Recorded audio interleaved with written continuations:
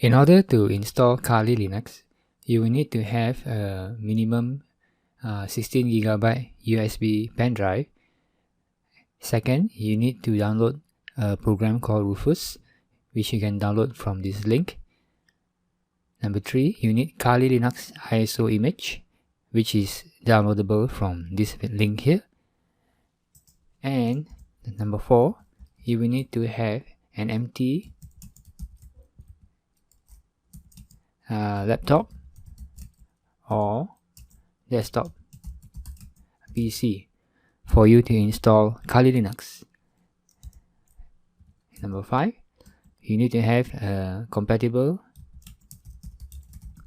USB Wi-Fi adapter that can support monitor mode. In addition to that, your laptop should also have a built-in Wi-Fi adapter. So you need to have at least 2 Wi-Fi adapters, one built-in and one external USB Wi-Fi adapter. So to get started, go to this website rufus.ie and download this program, Rufus. Just click on the download link that is suitable for your computer, and then head over to official Kali Linux downloads webpage to download the ISO image, either 32 or 64-bit, whatever is suitable for your computer. For this course, I'll be using the 32-bit version. Now, I've already downloaded both my Kali Linux ISO, which is for 32-bit version, and also Rufus 3.8. So now go ahead and install Rufus.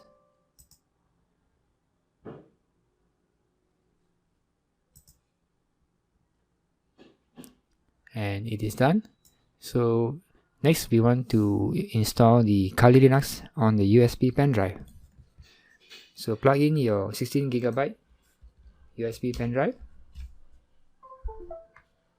and select it from here, and then here select the ISO image, which is Kali Linux ISO, which you just downloaded.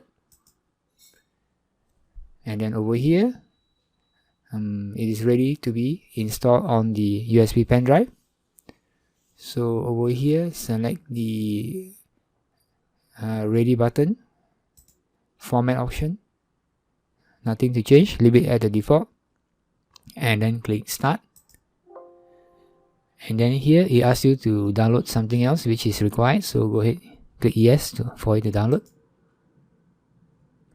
And then now make sure you select write in DD image, not ISO. If you write an ISO image, you won't be able to install Kali Linux on your laptop. You need to write it in DD image. Click OK, and click OK, and click OK again. So now it will delete all the partitions on your pen drive and overwrite it with the ISO image of the Kali Linux.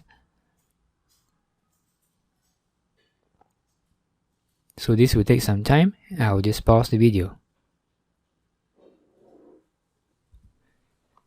Now that it has completed, you can just click close and remove the pen drive by ejecting it from here.